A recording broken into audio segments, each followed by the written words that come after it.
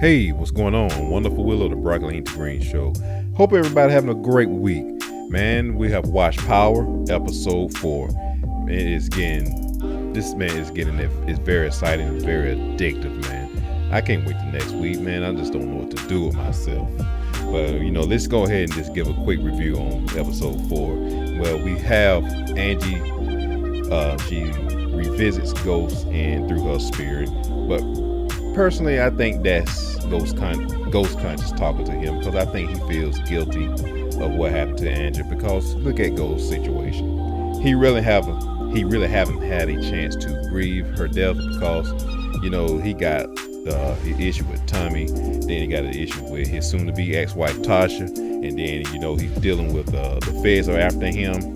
He has a lot on his plate. Then you got the crime boss Jason taking money from him, so it's just all that frustration he has going on, and then it's manifested to his conscience develop him seeing Angie. But Angie pays him a visit, and she's telling him that you need to kill Tommy. So of course Ghost makes an attempt to go after Tommy, and before all that happened, Councilman Tate had his watchman Will to tell Ghost. And when Will called Tate, letting him know that, hey, something serious about to go down, you need to send your boys over here because something serious is going down. And of course, Ghost takes that nice SUV and ram into the ambulance vehicle. Tommy and his partner, Too Big, was trying to make their delivery.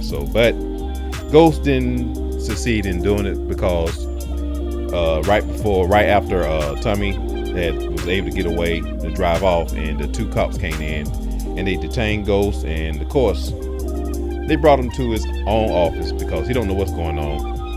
And there you have Councilman Tate sitting at his desk like he just got the upper hand on him.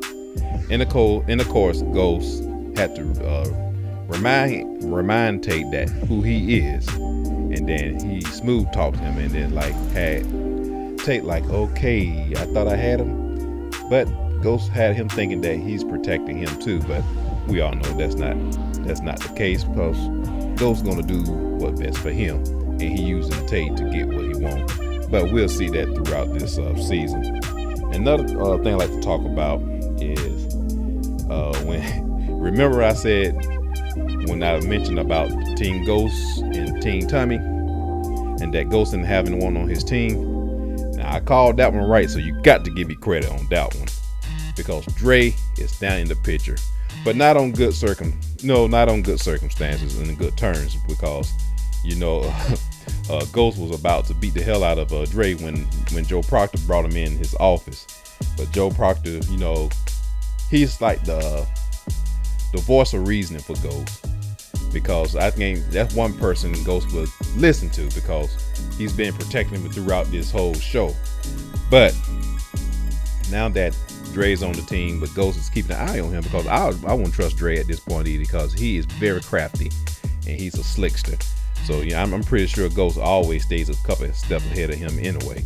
But we're gonna find out. I'm pretty sure Dre gonna try to betray him, but I think Ghost already gonna be ready for him to do that. But as for now, he's useful, he's resourceful, so he's just gonna keep him on him, just like that saying, keep your friends close, keep your enemy closer.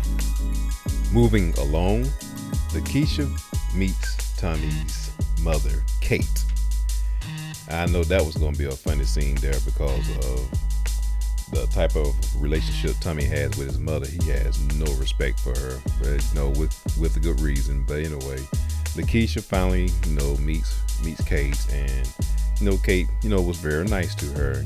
She seemed like a very down to earth woman, and she wasn't like mistreating her in a type of way.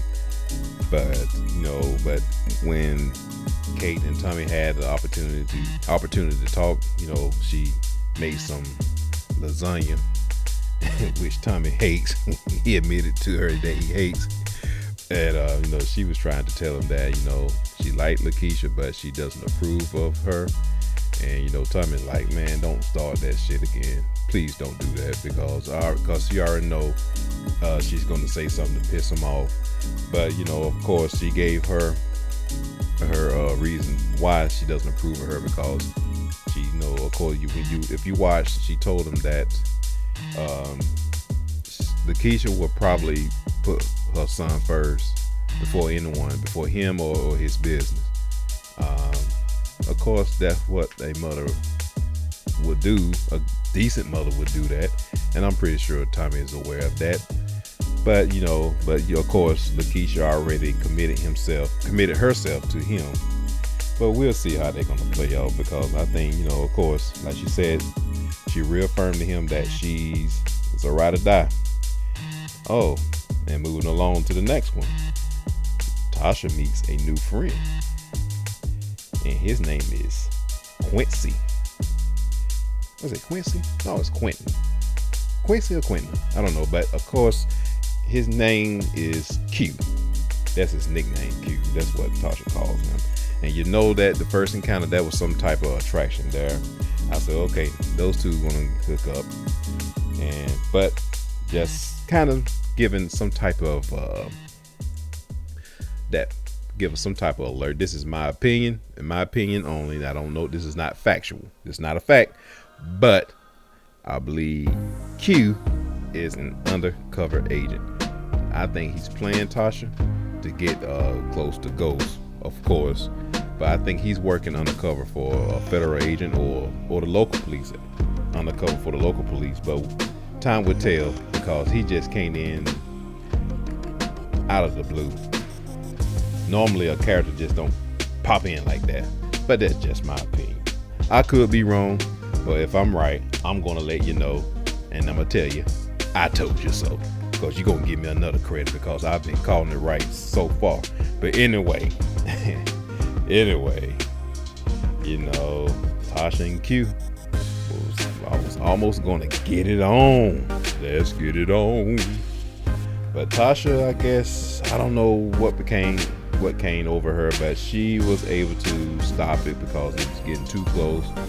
But I believe that, she can't get close to any man as long as she's affiliated with Ghost, and it's pretty much going to be that way as long as Ghost is living.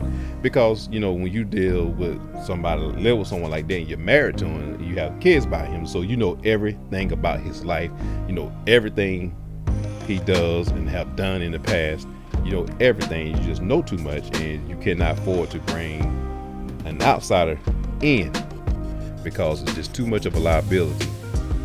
Q, watch yourself. I don't want you to be meeting old brother Terry Silvers somewhere. I don't know, somewhere in the elements. So I'll just be careful, Q. And moving right along. And boy, I got to talk about the character I disliked the most. That spoiled ass Tyreek. Oh God. But the good thing is, Tyreek tried to be slick. He raced into Tommy's place of business, and he steals some of Tommy's product. And Tommy pays old boy a visit, which his name is Vincent. And he's another mafia family. He the one that had Tommy to kill off Teresa, his father. But he tried to make some deals with him, and then somehow, when he discovered that the product he offered Tommy, Tommy like, that's my product, and where did you get it from? And then of course he put two and two together, and then Tyreek was the one who had the product, and Tommy confronted Tyreek about him selling drugs and tried to tell him, which is telling the truth, that he shouldn't get involved. But Tyreek is becoming some type of pathological liar. He getting good at lying, because he got that innocent baby face. I'm just a kid. Of course, Tommy fell for it. He fought for everybody. But like I said, he's just a good guy. In some way, he is a good guy. If you family to him, he'll give his shirt off his back. That's the type of guy he is. And Tyreek knows that. And look at here. Tyreek is in love. Oh, kissing old little girl like that. I wonder what is that going to turn into. I don't know. I just don't know. As moving along, then we got Sax. Cooper Sax meets with Dre to press for information. And Dre really didn't have much to report, but he did let him know that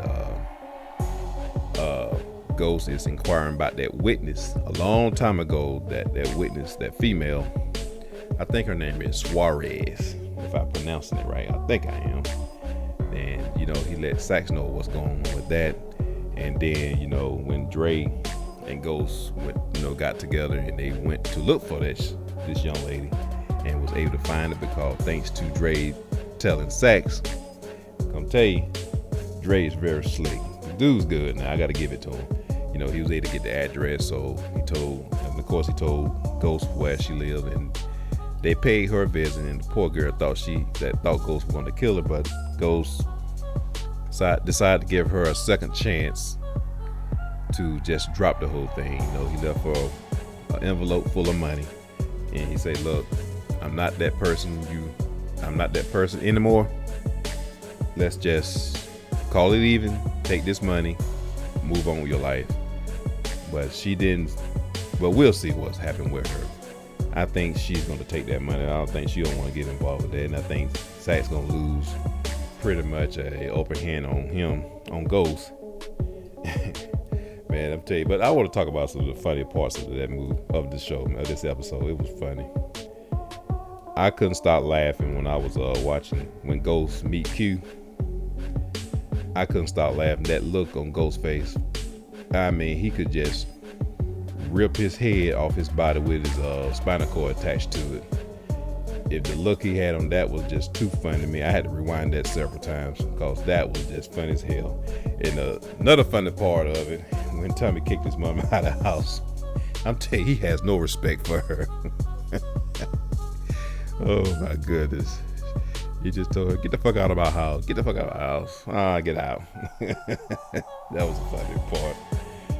And this is like the biggest part of this episode. My man, Joe Proctor. Dude, I didn't know you didn't have it in you. I think some of Ghost and Tommy ways done rubbed off on you because you played this so smooth against your ex-wife and his ex-wife, Lindsay. And as you know, they was going through a custody battle right now. And Mr. Proctor, I didn't catch that. I had to watch that again. I didn't catch that part where I had to watch it again when I saw Proctor put an envelope in her mailbox as she was just walking up to, Joe Proctor was bringing their daughter back to her. So he just played it all smooth. So they walk in, she gets her mail, and then she received a mail from the bar examination, the New York bar examination, and she put this in, not knowing that it's fake. So she opened up the mail and she reads the letter and informed her that she didn't pass her bar exam. I assume it's her bar examination, and that she was not able to be a lawyer. And then of course Proctor had to add a little more to it, letting her know that he met someone, his assistant at his job, saying how much they've fallen in love, and he's planning on marrying her, showing that fate was a cubic diamond. She didn't, but I'm pretty sure she thought it was a real diamond, but that was not no real diamond. We already know that. But anyway, he just knew how to play her because she's a recovering cocaine addict, and she just once you're an addict, you're always an addict, and he knew that probably would drive her back to using the drugs again. And damn, did it work. And then his daughter called him over, and then she was so high on cocaine, and to the point where she collapsed, and then she foams from her mouth, and then she dies. And Joe Proctor played her. But the thing is, that was nothing illegal he's done, but that was morally wrong. But I'm pretty sure that some way, somehow, he gonna pay for that during this last season. But I just wanted to do a quick review on that, man. I'm telling you, I cannot wait for episode 5. And I'm going to talk about on the next review. I want to talk about Thomas Crew. I like those guys. They are fun as hell. Well, we have Black Grimace, 2-Bit, Spanking, and Roberto. I want to talk about them next time. But also, I forgot to do my part. Rest in peace, Lindsay. It's so hard to say goodbye. Rest in peace, Lindsay. We'll see you next life. But anyway, I will talk to you soon. Y'all have a great day, great week, great life. And always remember, God is love. Love is God. And we love you. Peace.